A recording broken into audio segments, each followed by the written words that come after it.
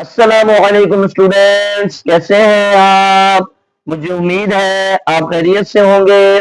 मेरा नाम मोहम्मद मुदस्सिर हुसैन है और आज हम इंशाल्लाह मैट्रिक क्लास की बायोलॉजी का चैप्टर नंबर 2 का लेक्चर नंबर 1 डिस्कस करेंगे। स्टूडेंट्स, लास्ट लेक्चर की अगर बात की जाए तो लास्ट लेक्चर में हमने चैप्टर नंबर 1 जो था गैसियस एक्सचेंज के नाम से, उसको हमने डिस्कस किया था और कंप्लीट किया था। और आज हम इंशाल्लाह चैप्टर नंबर 2 को स्टार्ट करेंगे। सो स्टूडेंट, जो चैप्टर नंबर 2 है वो होम्योस्टेसिस के नाम से है। होम्योस्टेसिस को समझने से पहले आपको कुछ टर्म्स या कुछ डेफिनेशंस का मालूम होना जरूरी है। सो स्टूडेंट, सबसे पहले इंटरनल इन्वायरमेंट और एक्सटर्नल इन्वायरमेंट का पता होना चाहिए। What is internal environment and what is external environment. So student, किसी भी ऑर्गेनिज्म के अंदर का जो माहौल होता है वो उसका इंटरनल इन्वायरमेंट है और किसी भी ऑर्गेनिज्म का जो बाहर का माहौल है वो उसका एक्सटर्नल इन्वायरमेंट है। सो स्टूडेंट, अब जिस तरह एक्सटर्नल इन्वायरमेंट में कुछ फैक्टर मौजूद होते हैं या उसके कुछ फैक्टर्स होते हैं, जैसे कि एक टेम्परेचर एक फैक्टर है जो कि एक्सटर्नल इन्वायरमेंट का होता है, यानी जो माहौल होता है हमारा उसका एक टेम्परेचर भी होता है, उसमें लाइट भी पाई जाती है, उसमें ह्यूमिडिटी यानी नमी भी पाई जाती है और उसके साथ साथ उसमें हवा और दीगर फैक्टर्स भी पाए जाते हैं। जिस तरह हमारा एक्सटर्नल इन्वायरमेंट में ये चीजें पाई जा रही हैं, इसी तरह जो इंटरनल इन्वायरमेंट होता है यानी ऑर्गेनिज्म के अंदर का जो माहौल होता है उसमें भी कुछ फैक्टर्स मौजूद होते हैं। जिस तरह जो इंटरनल इन्वायरमेंट है उसका भी एक खास टेम्परेचर होता है।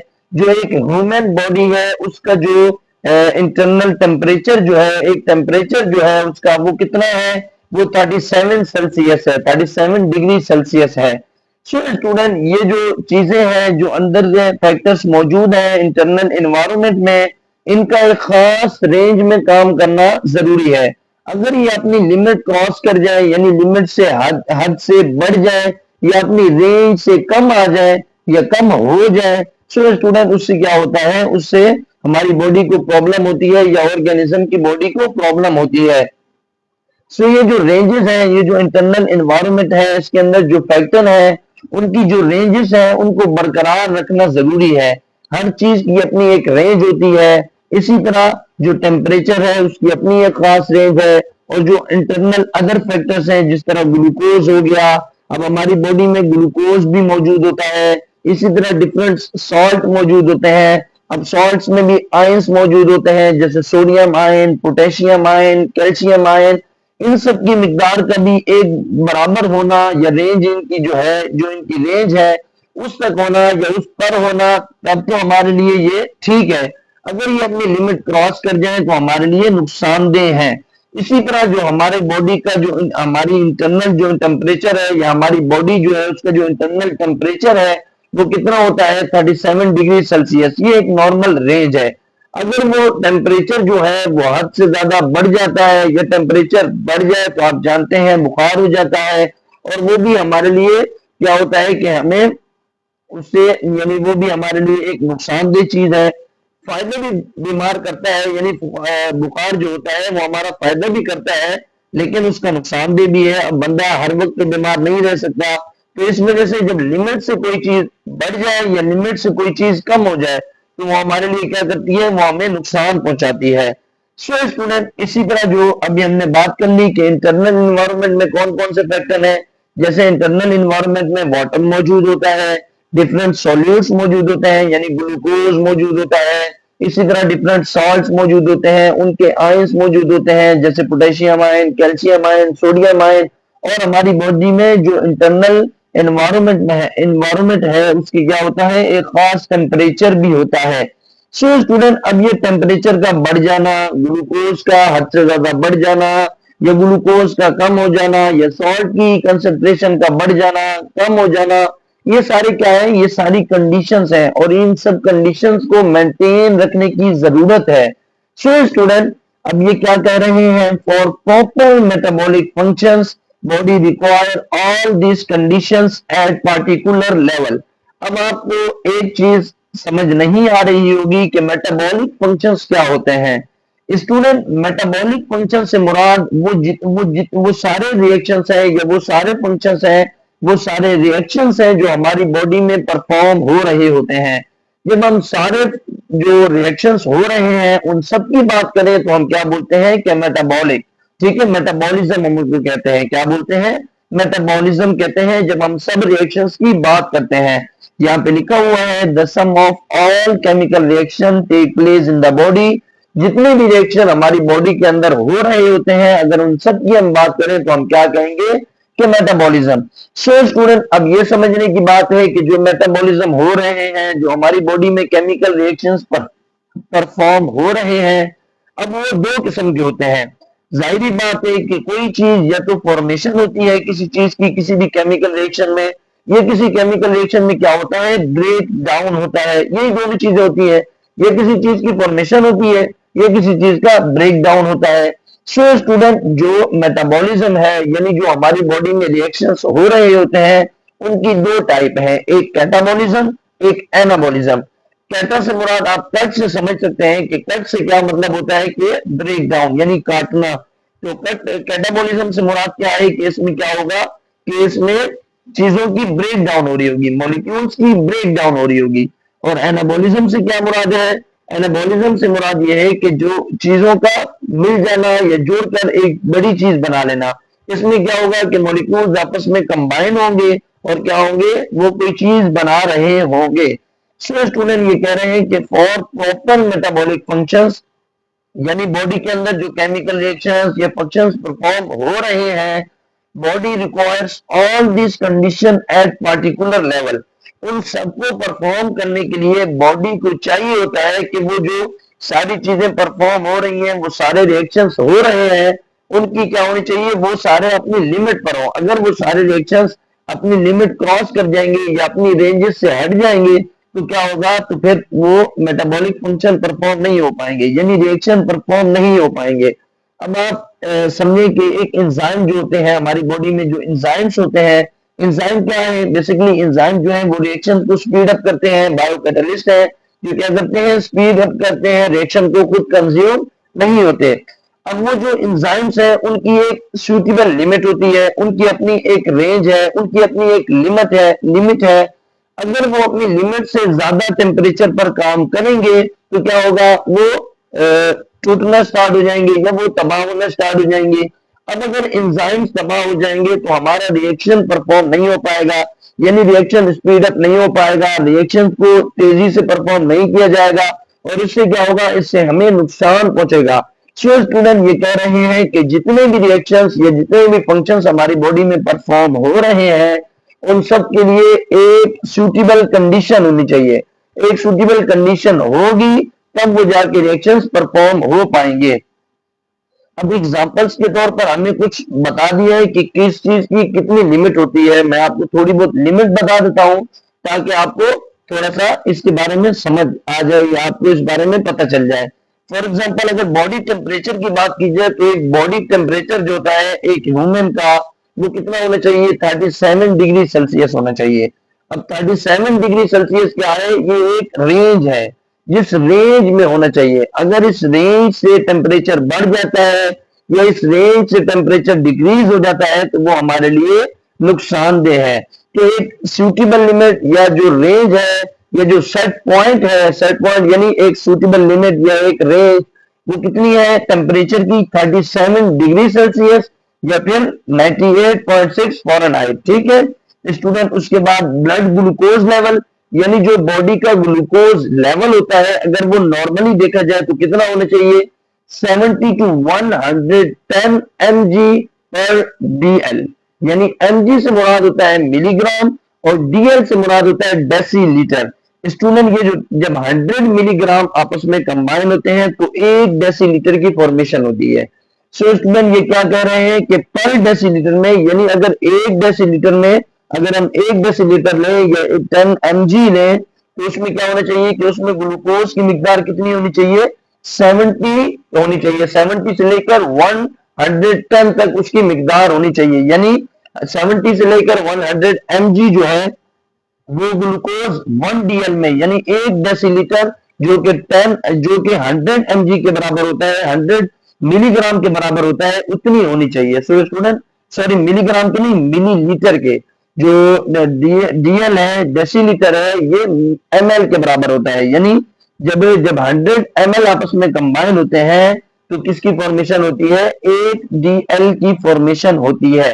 ठीक है, 1 लीटर में कितने ml होते हैं, यानी मिलीलीटर होते हैं, तो 1000 मिलीलीटर होते हैं। अब वो जो 1000 मिलीलीटर है, तो एक जो डेसीलीटर है वो 100 मिलीलीटर से मिलकर बनता है। तो 1 लीटर में कितने डेसीलीटर होंगे? 10 डेसीलीटर होंगे। यानी 100 ml अगर लगाए जाए तो 1 डेसीलीटर बन रहा है, 200 ml लगाए जाए तो 2 डेसीलीटर बनते हैं, 300 ml लगाए जाए तो 3 डेसीलीटर बनते हैं, इसी तरह 400 ml लगाए जाए तो 4 डेसीलीटर बनते हैं। ये यही कह रहे हैं कि पर डेसीलीटर में, यानी एक अगर डेसीलीटर की बात की जाए तो उसमें, यानी 1 डेसीलीटर जो हमारा खून है उसमें ग्लूकोज की तादाद कितनी होनी चाहिए? 70 to 110 mg होनी चाहिए। अगर इस रेंज से जो ग्लूकोज है वो अपनी हद बढ़ा लेता है, इससे ज्यादा हो, तो क्या होता है? डायबिटीज हो जाती है, वो भी हमारे लिए नुकसानदेह है। और अगर इससे कम हो जाए तब भी हमारे लिए नुकसानदेह है। सो स्टूडेंट, ब्लड की पीएच, यानी ब्लड जो होता है वो भी, उसकी भी अपनी एक पीएच होती है, यानी वो एसिडिक या बेसिक इस तरह, यानी उसकी भी एक पीएच होती है, पावर ऑफ हाइड्रोजन होती है, उसकी भी एक लिमिट होती है। यानी या तो जो हर चीज की जब पीएच होती है, पीएच हम उन चीजों के साथ लगाते हैं जब हमें मालूम करना होता है, यानी पीएच हमें डिनोट करती है कि ये एसिड है या बेस है। सो स्टूडेंट, पीएच होती है 1 से लेकर 14 तक होती है। 1 से लेकर जो 7 से नीचे, यानी 6 अगर 9 की बात की जाए तो वहां तक जो 1 से लेकर 6.9 तक जो पीएच होती है वो एसिडिक होती है। जबकि 7 से ऊपर की बात की जाए, 7.1 से लेकर आगे हम 14 तक जाए तो वो हमारे पास बेसिक पीएच होती है, यानी वो हमारे पास चीज बेस होगी। सो स्टूडेंट, ये कह रहे हैं कि ब्लड की पीएच जो है वो कितनी रहनी चाहिए?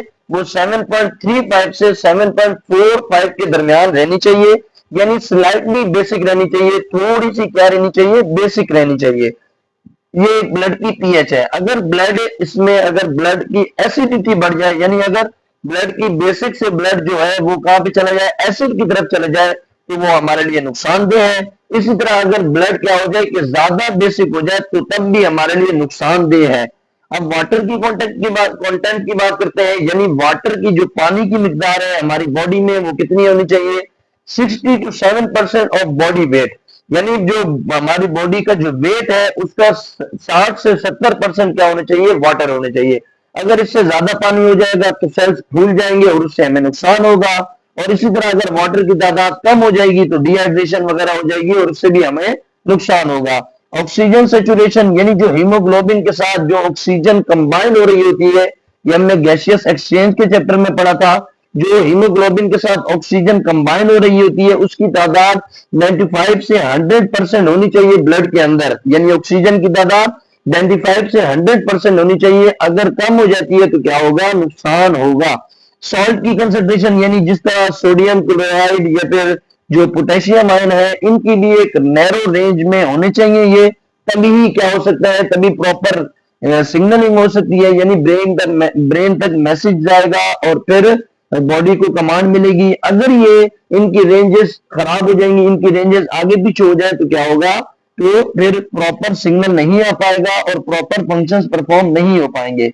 सो अब बात करते हैं कि ये जो सारा चीजें हैं, ये सारी चीजें हमने पढ़ा कि एक लिमिट से ऊपर चली जाए या एक लिमिट से नीचे चली जाए तो क्या होता है? नुकसान होता है। सो स्टूडेंट, अब इन चीजों को मेंटेन करने के लिए कोई प्रोसेस तो होगा। अब जो इन चीजों को मेंटेन रखने वाला प्रोसेस है उसे हम क्या बोलते हैं? होम्योस्टेसिस। होम्योस्टेसिस क्या है? Is a set of metabolism. इसमें यानी बहुत सारे रिएक्शंस परफॉर्म हो रहे होते हैं। वो रिएक्शंस क्या करते हैं? वो जो रिएक्शन परफॉर्म हो रहे होते हैं, होम्योस्टेसिस, यानी इसको बरकरार रखने के लिए वो क्या है? होम्योस्टेसिस में बहुत सारे रिएक्शंस परफॉर्म हो रहे हैं जो कि क्या करते हैं? जो कि इंटरनल एनवायरनमेंट को मेंटेन रखने की कोशिश करते हैं विद इन सुइटेबल लिमिट, यानी जिस चीज की जितनी लिमिट है उसमें वो जो रिएक्शन परफॉर्म हो रहे होते हैं वो क्या करते हैं? वो उस यानी उस जो इंटरनल इन्वायरमेंट है, वो जो फैक्टर है, उसको उसकी लिमिट में रखना चाहते हैं। यानी वो जो इंटरनल कंडीशंस है, जो अंदर फैक्टर्स मौजूद हैं, उनको अपना सुइटेबल लिमिट में रखते हैं। और क्या हो रहे हैं, बहुत सारे रिएक्शंस हो रहे हैं जो कि क्या करते हैं, उन चीजों को अपनी सुइटेबल लिमिट में रखते हैं।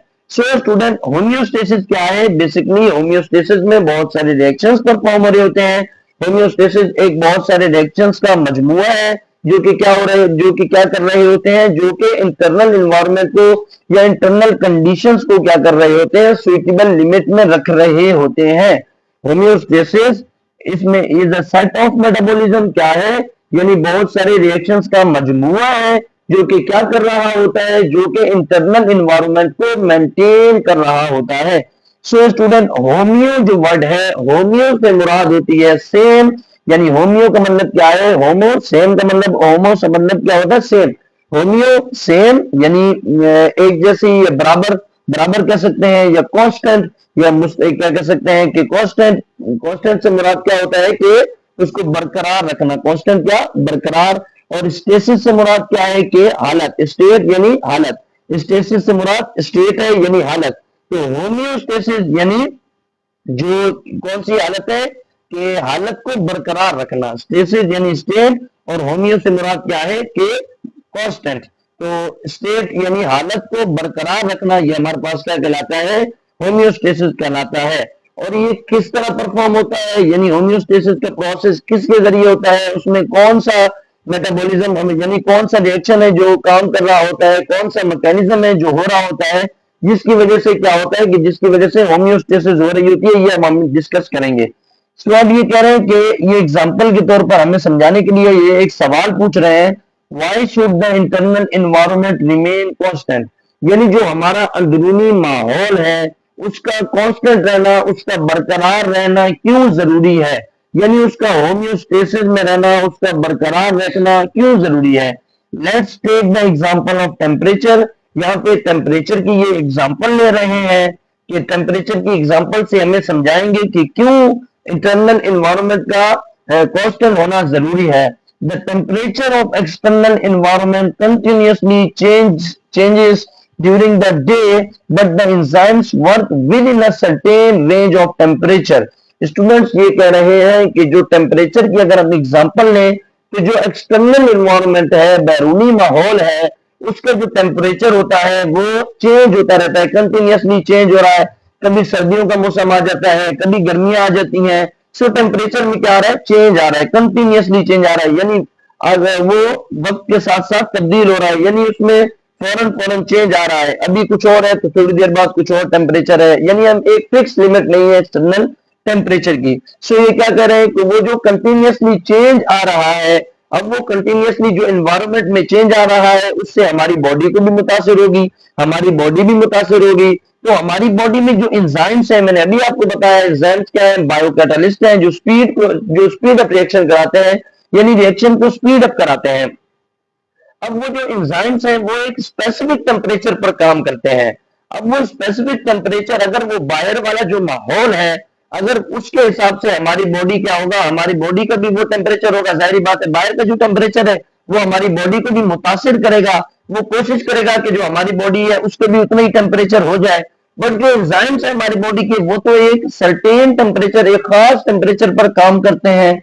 सो क्या होता है कि इसीलिए हमारे को जरूरी है कि हम क्या करें, अपना जो अंदर का इंटरनल इन्वायरमेंट है उसको मेंटेन रखें। अगर हम अपना अंदर का इन्वायरमेंट मेंटेन रखेंगे तभी तो हम बाहर वाले माहौल के साथ रह पाएंगे। अगर हम अपने माहौल का जो टेम्परेचर है अगर उसको मेंटेन नहीं रख पाएंगे, अगर बाहर वाले टेम्परेचर के साथ हमारा टेम्परेचर हो जाएगा तो जो हमारे एंजाइम्स हैं वो ब्रेक डाउन हो जाएंगे। सो स्टूडेंट, इसी वजह से हमें अपना जो इंटरनल इन्वायरमेंट है उसे मेंटेन रखने की जरूरत है, ताकि हम क्या कर सकें, ताकि हम सरवाइव कर सकें अपने एक्सटर्नल इन्वायरमेंट के साथ।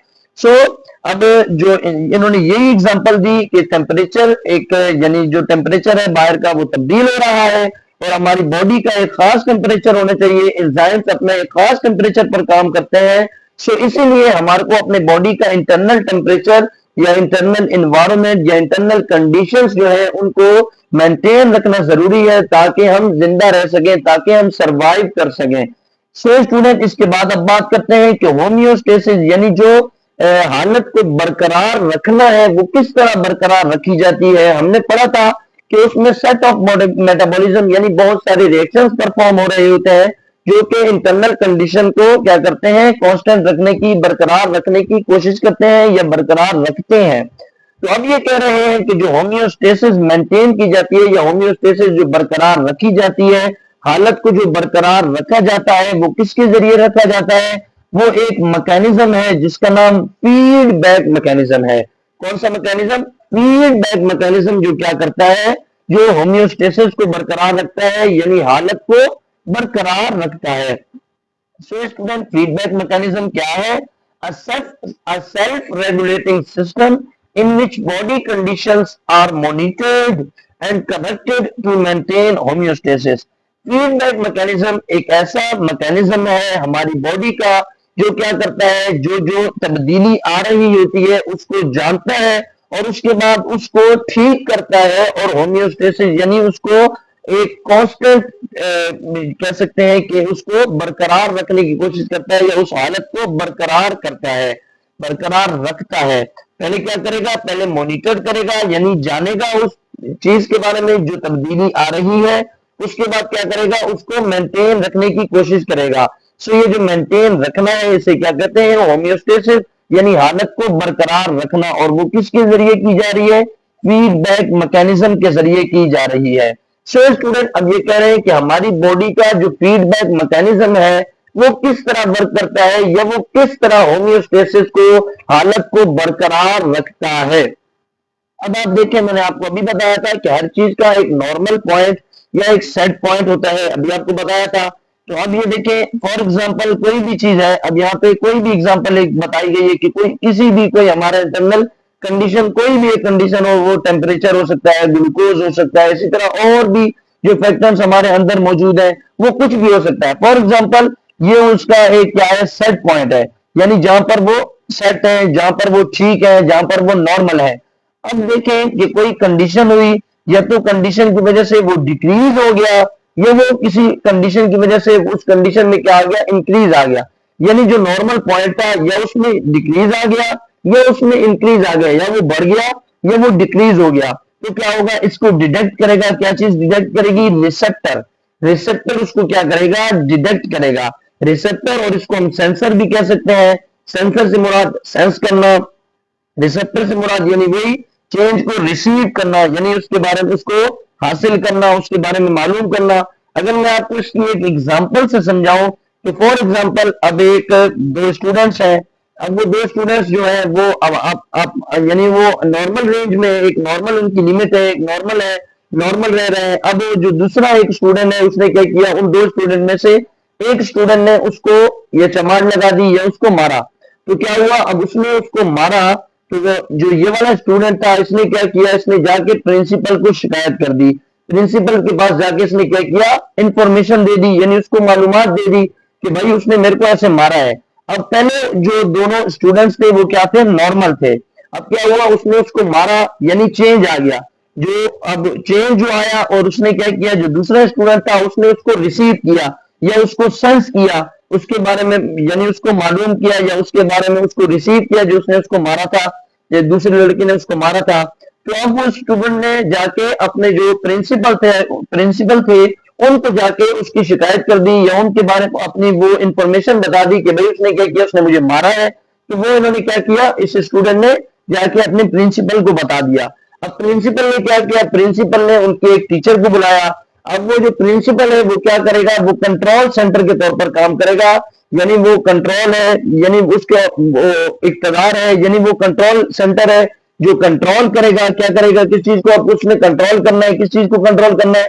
कि भाई इस स्टूडेंट ने इसको मारा है तो उसको पनिश किया जाए, उसको सजा दी जाए, और यानी इस स्टूडेंट का क्या किया जाए? काम इसका ठीक किया जाए। जो इसको अभी चमाट लगी है तो उसका इसका बदला लिया जाए। तो अब क्या होगा? जो प्रिंसिपल होगा वो टीचर को बुलाएगा।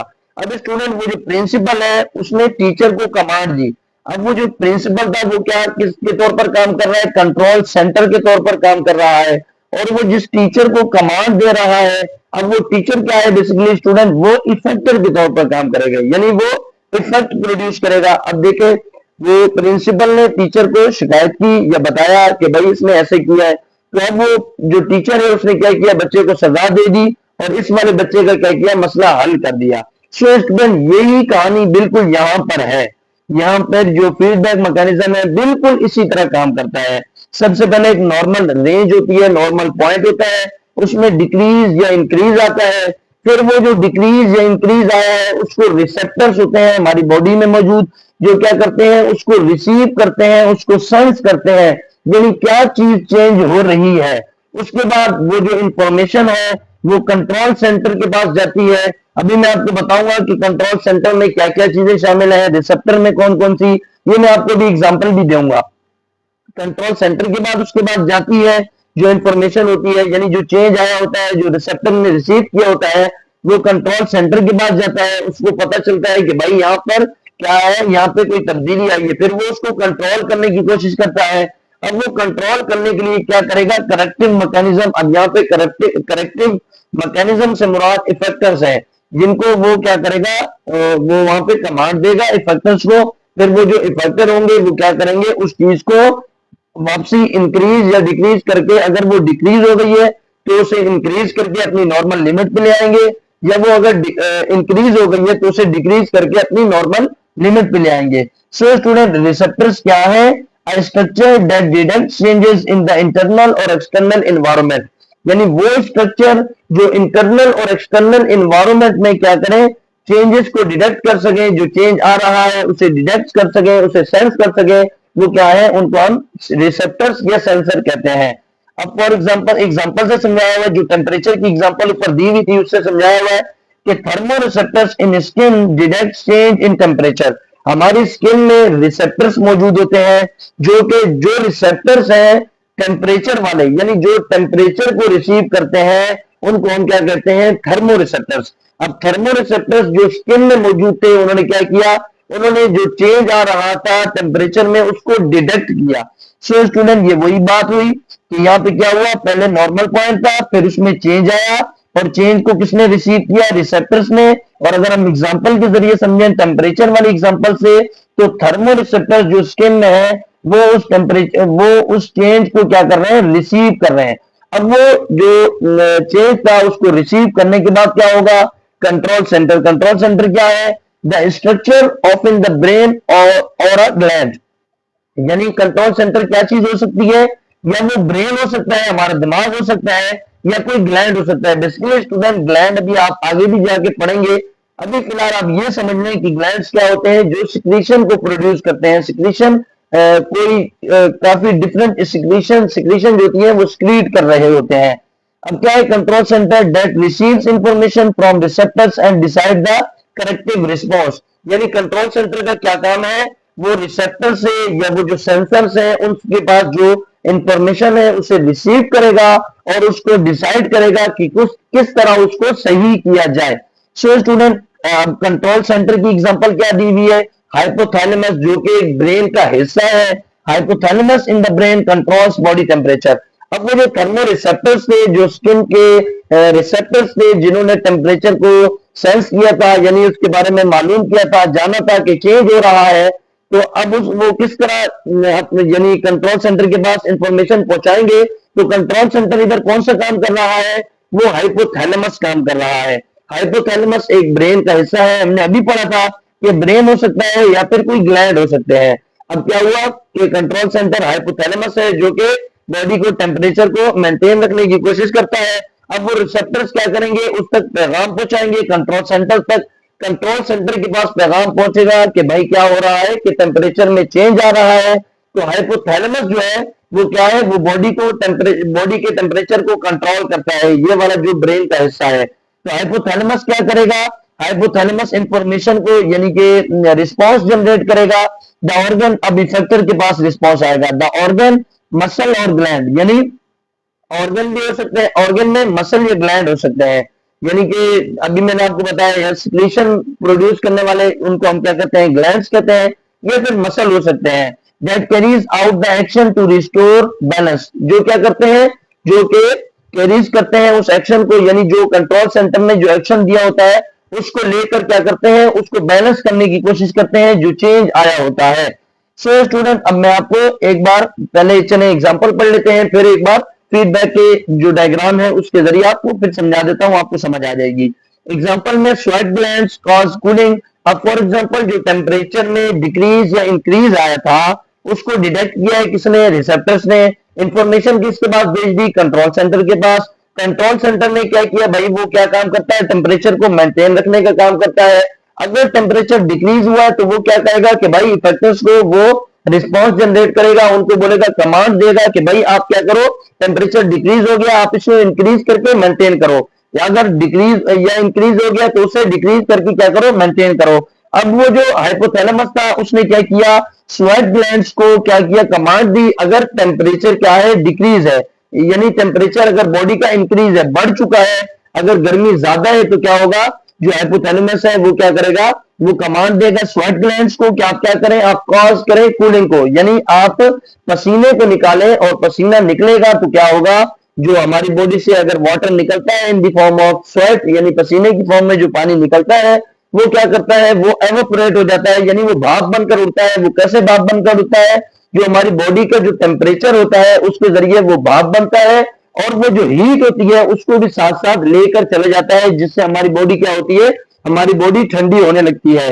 सो स्टूडेंट, इस तरह अगर टेम्परेचर में इंक्रीज आ जाए बाहर के माहौल में तो इसी वजह से हमें कूलिंग, इसी वजह से हमें पसीना आता है, जिसके जरिए हम ठंडे हो रहे होते हैं, यानी हमारी बॉडी उसको टेम्परेचर को मेंटेन करने की कोशिश कर रही होती है।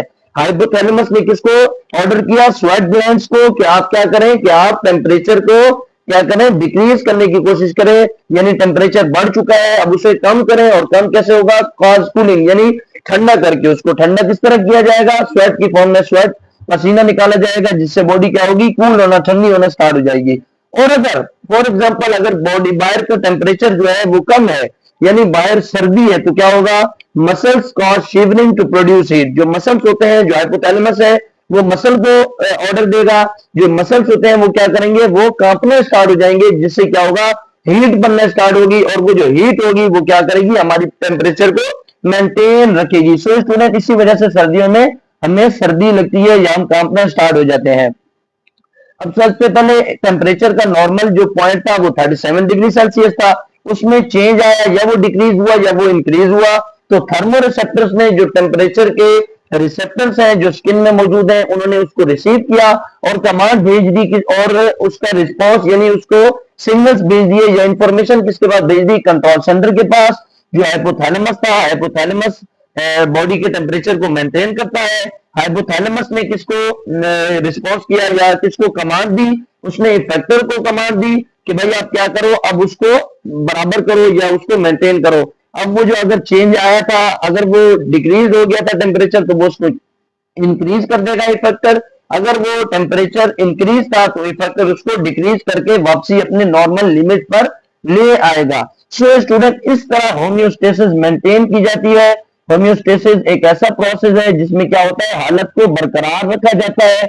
और ये किस तरह बरकरार रखा जाता है, जिसमें इसमें बहुत सारे रिएक्शंस परफॉर्म हो रहे होते हैं। एक पूरा मैकेनिज्म है जो ये सारा काम करवा रहा होता है, यानी होम्योस्टेसिस को मेंटेन कर रहा होता है। उस सिस्टम का नाम, उस मैकेनिज्म का नाम फीडबैक है। फीडबैक क्या करता है कि पहले, सबसे पहले चेंज जो आया है वो रिसेप्टर के जरिए उसको रिसीव किया जाता है, फिर कंट्रोल सेंटर के पास भेजा जाता है। कंट्रोल सेंटर कमांड भेजता है इफेक्टर्स को, इफेक्टर उस चीज को फिर ठीक कर देते हैं। ये पूरा एक क्या है, ये पूरा एक फीडबैक मैकेनिज्म है। स्टूडेंट, फीडबैक मैकेनिज्म दो टाइप का होता है, एक पॉजिटिव फीडबैक, एक नेगेटिव फीडबैक। नेगेटिव फीडबैक से मुराद ये होती है कि अगर टेम्परेचर इंक्रीज हो गया तो वो उसे डिक्रीज करने की कोशिश करता है, यानी नॉर्मल लिमिट पर लाने की कोशिश करता है। और पॉजिटिव फीडबैक से मुराद ये होती है कि अगर कोई चीज हो गई है तो वो उस चीज को और मजीद बढ़ा देता है। ये भी कुछ केसेस होते हैं जिनमें हमें जरूरत होती है मजीद बढ़ाने की, तो वहां पे वो क्या करता है, पॉजिटिव फीडबैक उसको मजीद बढ़ा देता है। आगे इंशाल्लाह जहां पर पॉजिटिव फीडबैक या नेगेटिव फीडबैक की बात हुई तो हम इंशाल्लाह वहां पे आपको डिटेल में समझा देंगे। फिलहाल हमारे फीडबैक का इतना ही तस्वुर था, इतनी बात की गई थी जो हमने अभी आपको बता दी है। सो स्टूडेंट, नेक्स्ट लेक्चर में जिस तरह हमने गैसियस एक्सचेंज चैप्टर में, जो उसके प्लांट में किस तरह गैसियस एक्सचेंज होती है, एनिमल्स में किस तरह होती है, ह्यूमन में किस तरह होती है, फिर वो ह्यूमन में जो एक पूरा सिस्टम है, पूरा सिस्टम बना हुआ है जो गैसियस एक्सचेंज का था, रेस्पिरेटरी सिस्टम, उसको डिस्कस किया था। फिर उसके डिसऑर्डर डिस्कस किए थे। बिल्कुल सेम इसी तरह हम पहले डिस्कस करेंगे कि होम्योस्टेसिस प्लांट्स में किस तरह होती है, एनिमल्स में किस तरह होती है, एक ह्यूमन में किस तरह होती है।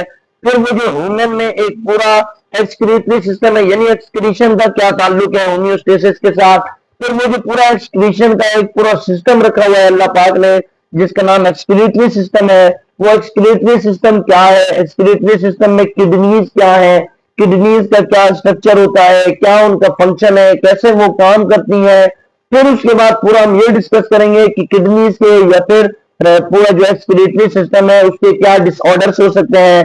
फिर हम किडनी स्टोन को, यानी जो पथरी हो जाती है या किडनी स्टोन जो है, उसको हम डिस्कस करेंगे, किडनी स्टोन को डिस्कस करेंगे और उसकी यानी ट्रीटमेंट को भी इंशाल्लाह डिस्कस करेंगे। ये सब चीजें इस चैप्टर में हम डिस्कस करेंगे। होम्योस्टेसिस क्या है? हालत को बरकरार रखना। और हालत को बरकरार किसके जरिए रखा जाएगा? फीडबैक मैकेनिज्म के जरिए। सो स्टूडेंट, आज का लेक्चर हमारा यहीं तक था। अब दीजिए आप अपने मेजबान मोहम्मद मुदस्सिर हुसैन को इजाजत। नेक्स्ट लेक्चर में इंशाल्लाह मुलाकात होती है लेक्चर नंबर 2 के साथ, जो कि होम्योस्टेसिस इन प्लांट्स होगा, उसके साथ हाजिर होते हैं। तब तक के लिए अल्लाह हाफिज।